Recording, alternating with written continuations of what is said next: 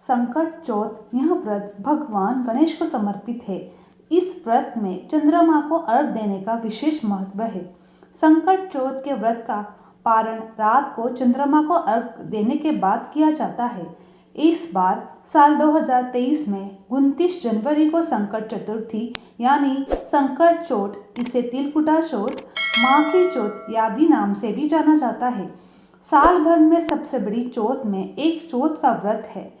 संकट चौथ और माघ मास की कृष्ण पक्ष की चतुर्थी तिथि को मनाई जाती है।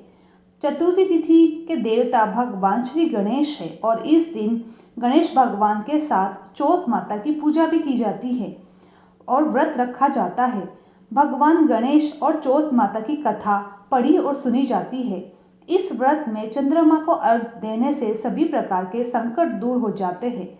विघ्नहर्ता भगवान गणेश अपने भक्तों के सभी संकट दूर करते हैं और उनकी सभी मनोकामनाएं पूर्ण करते हैं। इस व्रत को खास तौर पर माताएं अपनी संतान की लंबी आयु और परिवार की सुख समृद्धि की कामना के लिए रखती है।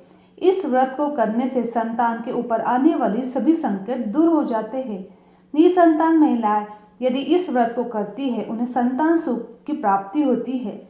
संकट चौथ के दिन सुबह स्नान करके ध्यान करके भगवान गणेश जी का पूजन किया जाता है। फिर दिन भर व्रत रखा जाता है और शाम को सूर्यास्त के समय स्नान करके एक बार फिर से स्वच्छ वस्त्र धारण किए जाते हैं। फिर भगवान गणेश की मूर्ति के पास एक कलश में जल भरकर रखा जाता है। धूप दीप नैवेद्य लड्डू शकरकंदी मौसम्बी फल गुड़ आदि घी भगवान श्री गणेश को अर्पित किया जाता है। इसके अलावा भगवान गणेश को दुर्वा पान सुपारी इलायची का भोग लगाया जाता है। आज के दिन ही तिलकुटे का भोग भगवान को लगाया जाता है और चंद्रमा को अर्घ दिया जाता है। उसके बाद भगवान गणेश की आरती की जाती है। तिलकुटा प्रसाद के रूप में परिवारजनों में बांटकर खुद भी ग्रहण किया जाता है। इस दिन तिलों का और गुड़ का दान, घी का दान सबसे शुभ फलदायी होता है। वैसे तो संकट चौथ जो व्रत है वह निर्जला रखकर किया जाता है, लेकिन जिनकी सामर्थ्य निर्जला रखने की नहीं है तो वहाँ पानी का सेवन करके व्रत रख सकते हैं। शाम को पूजा करने के बाद चंद्रमा को अर्घ देने के बाद ही आप अन्न ग्रहण कर सकते हैं। आज के दिन भगवान गणेश जी के साथ पूरे शिव परिवार की पूजा करनी चाहिए। ऐसा करने से भगवान भोलेनाथ का आशीर्वाद भी प्राप्त होता है। इस दिन भूल कर भी भूरे रंग के काले रंग का प्रयोग न करें। लाल पीले हरे रंग के वस्त्रों का प्रयोग करके पूजा करना चाहिए। व्रत रखना चाहिए, बहुत शुभदायी होता है। ऐसे लोग जिन्हें मानसिक तनाव बहुत ज़्यादा रहता है उन लोगों को रात को चंद्र देवता को अर्घ देना चाहिए। यदि संभव हो तो उपवास भी रखना चाहिए। चतुर्थी तिथि प्रारंभ होगी 29 जनवरी सोमवार सुबह 6:12 से समाप्त होगी 30 जनवरी मंगलवार को सुबह 8:54 पर।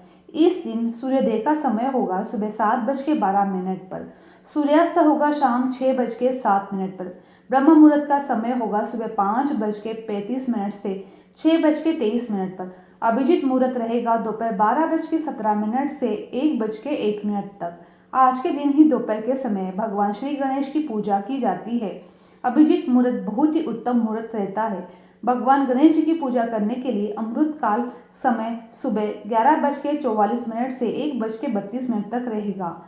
आप इस समय भी पूजा कर सकते हो। चंद्रोदय का समय रहेगा रात 9:18 पर। रात को चंद्र देवता को आप इस समय अर्घ दे सकते हैं, अपना उपवास खोल सकते हैं। राहु काल का अशुभ मुहूर्त माना जाता है, वह होगा सुबह 7:30 से 9 बजे तक रहेगा।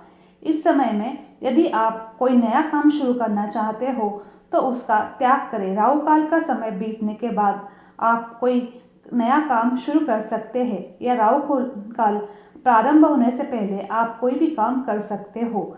किसी कारणवश आप चंद्रोदय का दर्शन नहीं कर पाए तो आपको क्या करना है, पूर्व दिशा की ओर करके चंद्रोदय का समय होने के बाद चंद्रमा को अर्घ दें।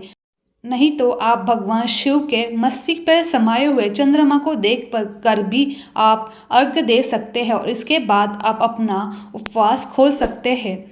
अगर आपको ये जानकारी अच्छी लगी तो चैनल को लाइक शेयर और सब्सक्राइब करना ना भूलें। आप सभी का धन्यवाद।